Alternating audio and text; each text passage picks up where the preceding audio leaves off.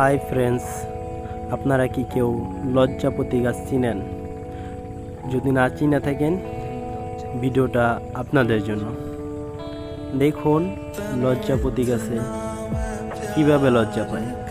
এই যে হাত দিয়ে টাচ করলেই লজ্জাপতি গাছগুলো অটোমেটিকলি বন্ধ হয়ে যায়। দেখুন,